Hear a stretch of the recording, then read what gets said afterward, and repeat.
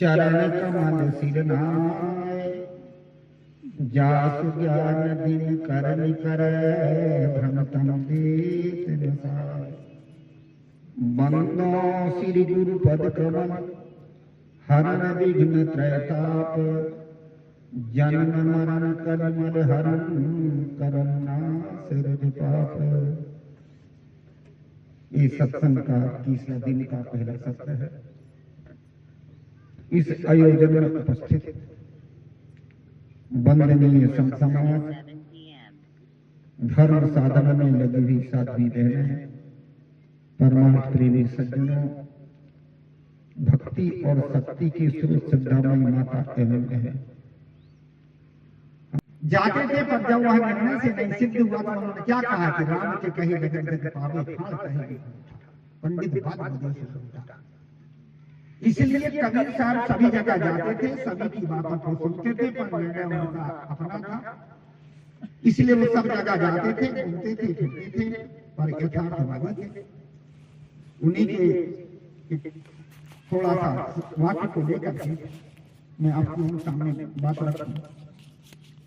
सदगुरु कबीर कहते बलिहारी कही पुरुष की, जो परिचित परखन हार, साई दीनों खाड़ को खारी बुझे हमार।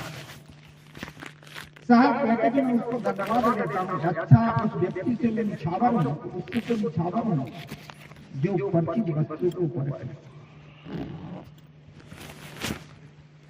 साई दीनों खाड़ को खारी बुझे हमारा, और बयाना दे दिया है सत्ता का, नमक ले ले तो हमारा।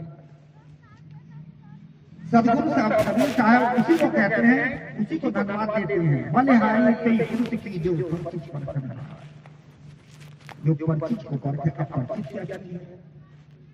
संसार में जो वस्तु हमारे सामने वो परिचित है, परंतु उसकी परख हमारे जीवन में नहीं। वस्तु तो है, पर उसका परिणाम क्या होगा यह हमारे पास परख नहीं। इसी का नाम है परख। सदगुरु कबीर का सिद्धांत परख। इसलिए परखने को कहते हैं, उसको धन्यवाद देता हूं जो परिचित को परखे। एक बार ऐसा हुआ कि कुछ संत किसी सेठ के यहाँ भोजन करने के लिए गए। अब भोजन में खीर बनी थी। अब सब संत जो है सेठ ने क्या काम करते थे, एक चम्मच भी रख दिया था कटोरी। अब एक महात्मा थे सन्यासी, सोचे कि लाओ कौन चम्मच से खाए, धीरे हाथ ही से खाए। तो जैसे उन्होंने हाथ लंबा किया तो दूसरे महात्मा ने कहा स्वामी जी रुकिए, अरे कुछ सभ्यता से खाए, बड़े घर आए हैं तो थोड़ा सा जरा हाथ से ना खाए। अब महात्मा जी ने हाथ में लए जो चम्मच लिए और चम्मच उठाए तो भरे चम्मच और मुंह में डाले, तो खीर थी गरम, फेंक दिया चम्मच के खाड़ में जाए तो बाकी सभ्यता।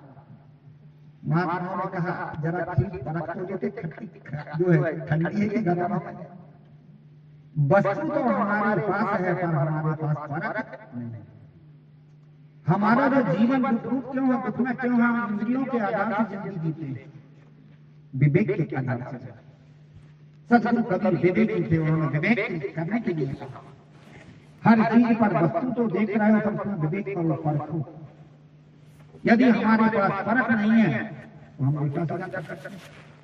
इसलिए जो जिंदगी हम जी रहे हैं, इंद्रियों के आधार से जी रहे हैं, इंद्रियों के आधार से जिंदगी होती झूठी, गलत। कोई खा रहा हम भी खाने लगे, कोई पी रहा हम भी पीने लगे, कोई कर रहा हम भी करने लगे, और उसका परिणाम समझे। अभी कभी कभी आप लोग देखते हैं उसका परिणाम क्या, उसका कारण क्या। जब लोग भोजन करने बैठते हैं तो थोड़ा सा कपड़ा जमीन में डालते हैं, और जमीन में डालने के बाद में थोड़ा पानी थाली के आगे बदल करके क्या क्या कर रहे हैं, भगवान को भोग लगा रहे हैं। तो तुम खाओ थाली में और भगवान को जो जमीन की पत्थरली है क्या है, नहीं वो हमारे ऋषि मुनि करते थे। अब परखिए कि वो ऋषि मुनि क्यों करते थे। ऋषि मुनि इसलिए करते थे कि जंगल में कंदमूलों का आहार किया जाता था, पत्थर में खाते थे, और वहां चींटी पत्थर में चढ़ जाती थी, इसलिए चींटी को रोकने के लिए थोड़ा सा कपड़ा जमीन में डाल देते थे। और थोड़ा पानी अगल बगल फैला देते ताकि टुकड़े में चींटी लग जाए और पत्ते पे टुकड़ा जाए। बात तो ये और हमने बना लिया कि भगवान को, इसलिए हर चीज में हमें फर्क की जरूरत है। जब तक जीवन में फर्क ना हो तब तक आदमी कहाँ कहाँ सार्वजनिक परखने की जरूरत है। परख का अर्थ होता विवेक। व्यवहार में भी हमें परख की जरूरत है। जो हम व्यवहार में जिंदगी जीते हैं तो प्राणियों का संबंध होता है, जिनके साथ हमारा व्यवहार होता है, परिवार का, समाज का, जो भी प्राणी है उनसे हमारा संबंध है। और इन प्राणियों का संबंध तो कैसे हुआ हमारा? इसका है कि कर्म सिद्धांत के अनुसार 4 प्रकार के कारण हैं जिसके द्वारा प्राणियों का एक दूसरे से संयोग होता है। सबसे पहले क्या है? सबसे पहला है कोई लेने वाला होगा पुत्र जन्म का, वो आपका परिवार में आएगा, पुत्र बनेगा, पत्नी बनेगा, मित्र बनेगा, भाई बनेगा, पड़ोसी बनेगा, संपर्क में आएगा। क्योंकि वो लेने वाला था तो आपके संपर्क में आके लेगा। दूसरा आता देने वाला। देने वाला आता है आपसे दबा हुआ है पहले का, वो भी तो जन्म लेगा आपसे। तीसरा आता मोह वाला, कुछ हमारी ममता है, कुछ उसकी ममता है, ममता के कारण आकर के बन जाता, पुत्र बन जाता, पत्नी बन जाता, पत्नी बन जाता है। और कुछ होता है धर्म का संबंध। पूर्व का धर्म का संबंधी है, जो पुत्र बनता है, पत्नी बनता है, मित्र बनता है, भाई बनता है, पड़ोसी बन जाता है। ये 4 ऐसे कारण हैं जिन कारणों के कारण ही प्राणियों का एक दूसरे से संबंध होता है। जब लेने वाला आता तो उसकी हृदय को आप परख लीजिए। जो लेने वाला आया उसका स्वभाव खराब होगा, आपसे नहीं मिलेगा। कितने भाई भाई का स्वभाव मिलता, पति पत्नी का स्वभाव नहीं मिलता, मित्र मित्र का स्वभाव नहीं मिलता, क्योंकि वो आपका लेने वाला है। इसीलिए स्वभाव आपसे नहीं मिलेगा, वो दूसरे से मिल जाएगा। एक जगह सास बहू का स्वभाव नहीं मिला था, ससुर बहू को मिल जाता। एक जगह पति पत्नी का स्वभाव नहीं मिलता था, भौजाई को मिल जाता था। ये कारण है कि जो हमारा लेने वाला होता है पूर्व जन्म का, वो जो है कड़े स्वभाव का होता है, उसकी स्वभाव नहीं मिलता। तो वहां क्या करना चाहिए कि स्वभाव नहीं मिलता, इससे तो शांत हो जाओ, संतोष कर लो, बात खत्म। पर हम सह नहीं पाते, संतोष नहीं कर पाते, और नहीं करते। जो लेने वाला होगा वो कांच स्वभाव का होगा। कांच में जैसे कांच दिखाओ तो कांच चिपकेगा, स्वयं को भी बर्बाद करेगा और आपको भी बर्बाद कर देगा। इसलिए ऐसे व्यक्ति के हृदय को परखो और परख करके व्यवहार करो कि भाई ये लेने वाला है, करो सहन, संतोष कर लो, बात खत्म। दूसरा आता है देने वाला, अर्थात आपका पहले का दबा हुआ है, कर्जदार है, इसीलिए वो आपको देने वाला है, कर्जदार है। और जब वह मित्र बन के आएगा, पुत्र बन के आएगा, पत्नी बन के आएगा, भाई बन के आएगा, बहू बन के आएगा, कुछ बन के आएगा, वो आपसे डरेगा, आपसे भय खाएगा, संकोच करेगा। समझ लो तो भय नहीं लगा, उसको संभालिए, समझाइए और उसकी सहिए, ताकि वो समझ जाए और समझ के भी अच्छा बन जाए। पर हम क्या करते हैं, उसको दबने वाले को और दबाते हैं और दबाते हैं, और जब ज्यादा दबाते हैं तब लटपटा होता। वो होता प्लास्टिक स्वभाव।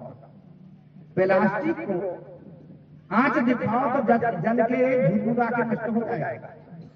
और उसी प्लास्टिक में भी कोई चीज भरना हो और उसे बंद करना है तो भी आंच को दिखाना पड़ेगा। पर कैसे? मोमबत्ती से सब दिख दीजिए, जितना वो सह सकता उतना कर लीजिए। इसी प्रकार से जो हमारा लेने वाला हो रहा, देने वाला आता है, डरता है, भय खाता है, संकोच करता है, तो समाज संभालिए। और हम क्या करते हैं, उसको और उल्टा दबाते। और जब उल्टा दबाते हैं तो क्या होता है, उस समस्या का समाधान जब नहीं होता है, जहर खा के फांसी लगा के मरता है। आज आए दिन ये लोग जहर खा के मर रहे हैं, फांसी लगा के मर रहे हैं, क्या क्या करके मर रहे हैं, सुसाइड कर रहे हैं। क्यों कर रहे हैं? इसलिए कर रहे हैं कि उनके हृदय के परख के आप व्यवहार नहीं कर पा रहे हैं। अर्थात उनकी समस्याओं का समाधान उन्हें नहीं मिल पा रहा है। इसलिए जब समस्या का समाधान नहीं मिलता है तो आदमी जहर खाता है और क्या क्या करके मिलता है। इसलिए हम परखें, हम परख के व्यवहार नहीं कर पाते, परख करके हम व्यवहार करें। सदगुरु कभी कहते परिचित परखना जो दूसरे के हृदय को परखे।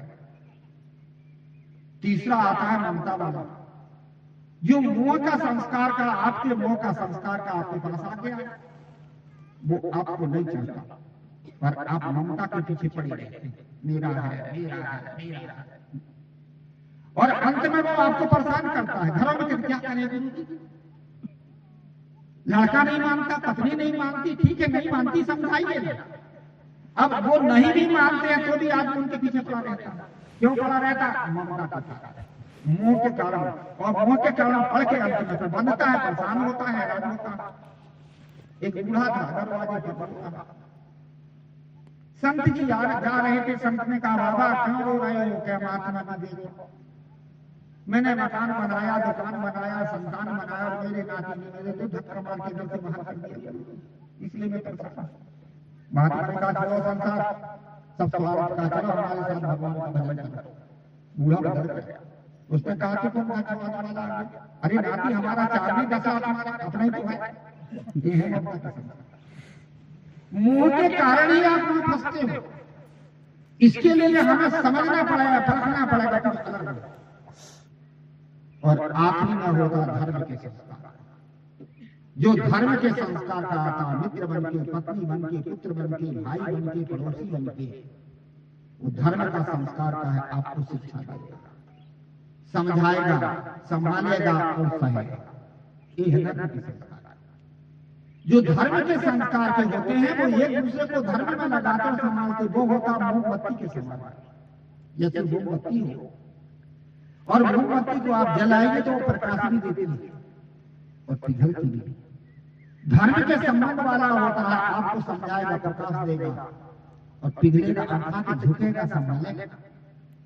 इसलिए कहा जाता है कि हम हृदय को परख करके व्यवहार नहीं कर पाते हैं, इसलिए जीवन में दुख है। सदगुरु कबीर क्या कहते हैं? परिचित परखन, दूसरे के चित्त को, दूसरे के हृदय के भाव को परखो और परख करके व्यवहार करो। घर परिवार में भी हमें परख दृष्टि और विवेक दृष्टि की जरूरत है। यदि हमारे पास परख दृष्टि ना हो, विवेक दृष्टि ना हो, समझदारी ना हो, हम बेसमझ का भी व्यवहार करें तो ये घर में खटपट, लड़ाई झगड़े विवाद क्यों होते हैं? ना समझी के कारण। और यदि समझ आ जाए, आदमी के हृदय को परख ले और परख करके आगे बढ़ सकता है वो। इसलिए कभी इसको पारख कहते, परख। जब तक हमारे पास परख ना हो तब तक कुछ होता नहीं। मैं तो कभी कभी कहा करता हूँ, ये प्राणियों का संबंध जो होता है ये अनादि काल का है। किसान लोग जब बाजार जाते हैं, गाय भैंस भी खरीदने जाते थे तो पूरे बाजार में गाय भैंस रहते थे, पर पूरे बाजार भर को देखते थे 2-4 6, क्योंकि उनसे उसका संबंध था।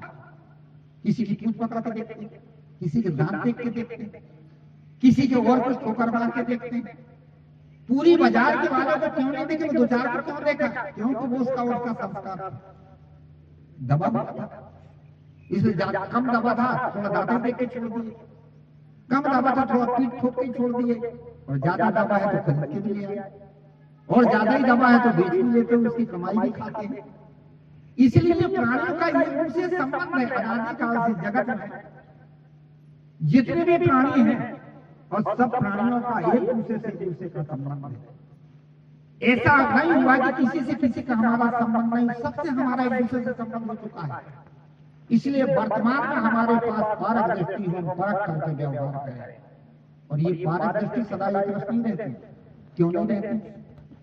हमारे पास में है मन, और मन में जब हमारी वासना होती है तो हमारी परक दृष्टि विवेक दृष्टि खो जाती है, और वासना में पड़ करके, विकारों में पड़ करके हम परख को छोड़ देते हैं और गलत करने लगते हैं। कल के प्रसंग में मैंने बताया हमारे शरीर में 2 चीज काम करती है, एक मन और एक चेतन। चेतन का स्वरूप है ज्ञान और मन में है वासना। और जब हमारे भीतर कोई आदमी जब कुछ करने जाता है गलत काम, तो एक बार ज्ञान धक्का मारता, मत कर मत कर, पर मन में है वासना कहती कर ले, कौन देखता। और जब हम मन की वासना को नहीं मिटा पाते तो कर लेते हैं, धोखा करते हैं। और यदि ज्ञान का हमारे पास पावर ज्यादा रहा तो हम नहीं करते थे, छोड़ देते। इसीलिए कहा जाता है कि मन का पावर कम हो और ज्ञान के पावर को अधिक हो। सदगुरु कवि ने बड़ी सुंदर बात कही, उन्होंने कहा कि नित्य खरसान नवाब में छूटे और नित्य दुष्ट माया मोह टूटे। रोज रोज के खरसान से लोहे का जंग दूर हो जाता है, इसी तरह से ज्ञान का चिंतन बार बार करते रहो। संतों का आधार, सत्संग का आधार लो, ज्ञान का चिंतन यदि होगा तो आपके मन का जो राग है वो दूर होगा, मन का जो विकार है वो दूर होता है। इसलिए हमें सत्संग की जरूरत है। ये मन हमारा एक रस नहीं होता। कभी कभी मन होता हम भक्ति भी कर लेते, कभी कभी मन होता भक्ति से भी जाता, कभी कभी मन होता हम अच्छा कर्म कर लेते हैं, कभी कभी मन होता हम अच्छा कर्म नहीं कर पाते। ये मन सदा एक रस नहीं है। मन को एक रस बनाने के लिए सत्संग और ज्ञान की जरूरत। लोग कहते हैं रोज रोज सत्संग से क्या मिलेगा? अरे सत्संग से रोज रोज भोजन करते हो तो पोषण मिलता है, इसलिए रोज रोज सत्संग करते हो तो हमारा आत्मबल बढ़ता है, विवेक बल बढ़ता है, ज्ञान बल बढ़ता है, और ज्ञान बल और विवेक बल के द्वारा हम वर्तमान के जीवन को सुखी कर लेते हैं। इसलिए संतों के सत्संग और ज्ञान की जरूरत मैं बता रहा था। हमारा मन एक रस नहीं होता। एक उदाहरण देके समझाऊं। एक व्यक्ति था, शादी हो गई, एक बच्चा का जन्म भी हो गया, इसके बाद उसकी पत्नी का निधन हो गया। कभी कभी ये समस्याएं जीवन में आती, परिस्थितियां जिसको कहते हैं, समस्या नहीं, ये परिस्थिति, कभी अनुकूलता कभी प्रतिकूलता, ये जीवन में हमारे आती है। पत्नी का निधन हो गया। अब जब पत्नी का जब निधन हो गया तो बड़ा समझदार व्यक्ति रहा, विवेकी रहा, शादी नहीं की। गांव के लोगों ने समझाया तुम धनवान हो, जवान हो, दूसरी पत्नी ले, घर चलेगा, परिवार चलेगा, पर समझदार। उसने कहा जो संसार देखना था मैंने देख लिया, और यदि मैं दूसरी पत्नी लाता हूं तो ये जो मेरा पुत्र है ये पराया हो जाएगा, रहा होगा विवेक। जब हमारे सामने नई वस्तु आती है तो पुरानी वस्तुओं पर हमारा रास्ता छूट जाता है। घर में जब नए कपड़े आते तो पुराना हम जैसा तथा फेंक देते हैं। जब नया रिश्ता किसी से जुड़ता तो पुराना रिश्ता फीका हो जाता। इसी प्रकार से जो है उसने कहा कि यदि मैं दूसरी पत्नी लाता हूं तो मेरा जो पुत्र है वो पराया हो जाएगा, रहा होगा समझदार, रहा होगा विवेकी, दूर दृष्टि देखने वाला, नहीं किया सकता। लड़के को पढ़ा लिया, लिखा लिया, घर चला लिया, कैसे भी, और कहा जाता है कि शादी भी हो गई, बड़े करीब से करें। इसका परिणाम क्या था? किसका परिणाम था? ये था कि उसके पास समझदारी और विवेक था, उसका परिणाम। पर कभी कभी मैं बताता हूँ आदमी का विवेक भी होता। कब होता? जब हमारे जीवन में विपरीत अवस्था आती तब विवेक होता। दुख आया, कष्ट कलेश आए, विपत्ति आए, ऐसी स्थिति में आदमी का विवेक होता। और ऐसी स्थिति में हम विवेक को एक रस रखे तो नहीं रख पाते। ऐसे एक दिन क्या हुआ कि वो घर में तीन थे, बूढ़ा बाबा था, उसका लड़का था, बहुत बड़े प्रेम से रहते थे। घर में आ गई समस्या क्या आ गई कि बूढ़ा और उसका जो लड़का था वो दोनों रोज दही खाते थे, एक एक कटोरा। बहू अपनी व्यवस्था करके रखती थी, दोनों को एक एक कटोरा भोजन के साथ दही देती। पर एक दिन ये हुआ कि बिल्ली ने एक कटोरा दही, अब बहू के सामने आने परिस्थिति कि है एक कटोरा दही और दोनों को कैसे दूं? यदि वो समझदार होती तो सलाह ले लेती, और सलाह नहीं आया। यदि समझदार होती तो दोनों को आधा आधा देके अपनी समस्या को बतला देती, परंतु समझ की कमी के कारण जब हमारी समझ और हमारा विवेक काम नहीं देता है तो हम झूठ का और छल का और बेईमानी का सहारा लेते हैं। आइए लोग झूठ बोलते हैं, छल कपट करते हैं, बेईमानी क्यों करते हैं जी? आपका विवेक साथ नहीं दे रहा, आपकी बुद्धि काम नहीं कर रही है, इसलिए छल कपट और बेईमानी का सहारा लेते हो, झूठ का सहारा लेते हो। बहू ने सोचा कि एक काम करो, अभी मेरा जो पति है इसको दही नहीं मिलेगा तो डांटेगा, फटकारेगा, मार नहीं सकता। ये बुरा आदमी सीधा साधा है, और जो है किसी को दही ना दो और कह दो कि दही नहीं। मन में सोच लिया, यदि वो विवेकी और विवेकमान होती, ज्ञानी होती, या परिवार का प्रेम होता तो डरती नहीं और अपनी समस्या बता देती। हम घरों में अपनी समस्या को क्यों छिपाते हैं? डरते क्यों? प्रेम का अभाव है, इसलिए आप डरते हैं। यदि परिवार पर आपका प्रेम हो तो आप डरने की क्या जरूरत? हमारे लोगों और प्रेम का अभाव होता है। इसी प्रकार से बहू ने सोचा कि चलो बूढ़े को दही मत दो और पति को दही दे दो। कहा जाता है कि बूढ़ा बाबा आया, कहा बेटा भोजन ले आओ भाई, पर दही नहीं दी। क्या बेटा दही ले आओ? क्या बाबूजी दही नहीं।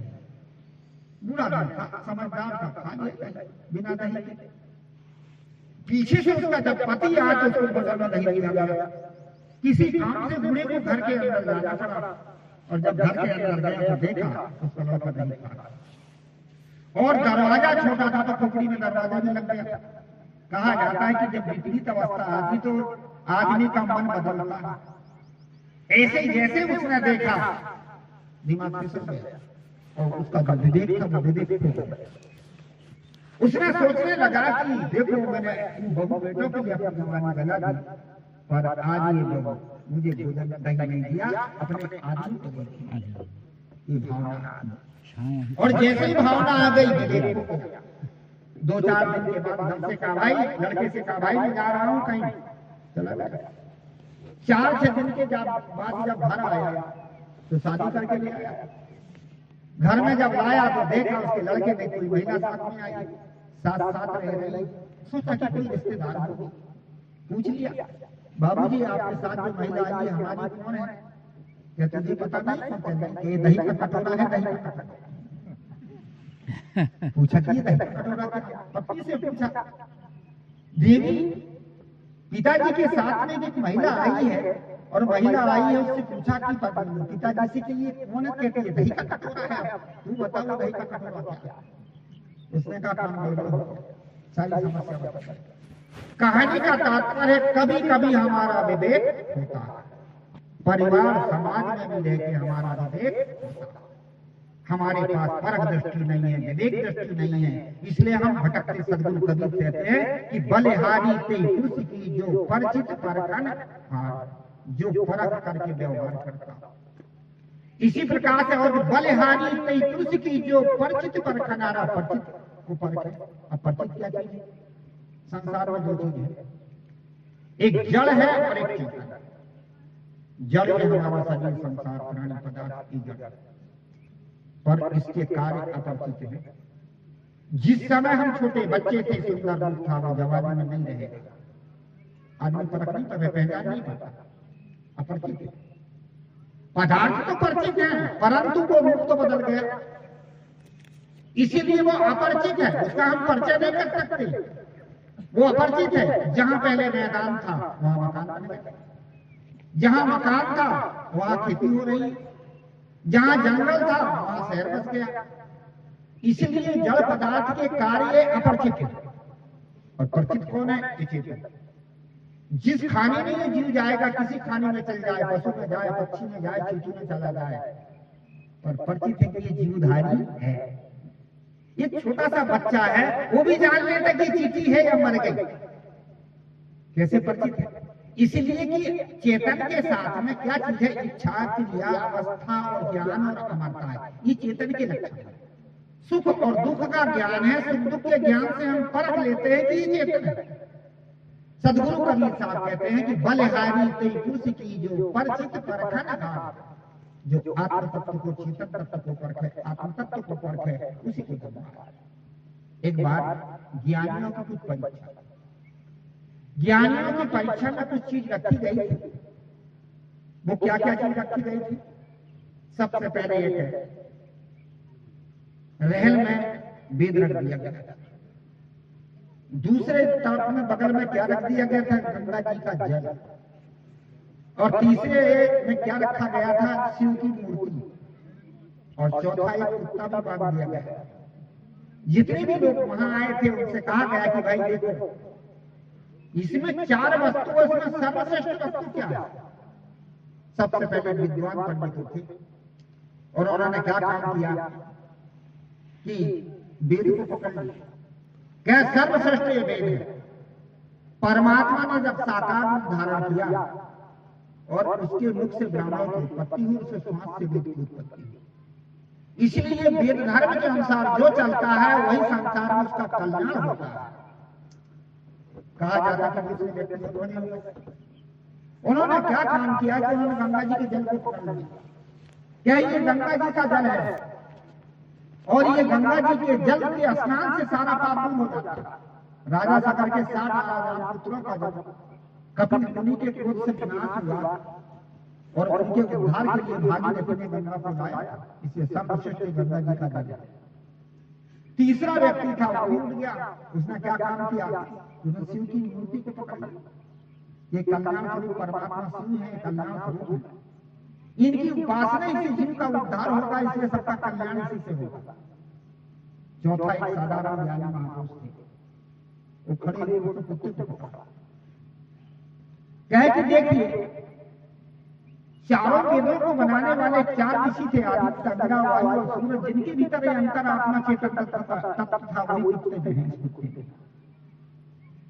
और गंगा को पवित्र मानने वाले जो भागीरथी आदि हैं, इन्होंने लाए, जिनके भीतर ये पवित्र आत्मा चेतन तत्व था, वही चेतन तत्व कुत्ते में है। और शिव को मानने वाले, शिव की मूर्ति बनाने वाला, कार्य के भीतर मानने वाले लोगों के भीतर जो चेतन तत्व, वही चेतन तत्व कुत्ते में है। इससे सर्वश्रेष्ठ ये होता चेतन तत्व, ये जीव ही से। गीता में भी बड़ा सुंदर कहा कि विद्या विनय संपन्ने ब्रह्मणे गृहस्थे सुनिचय वसुपाके चा पंडितः समदर्शिनः।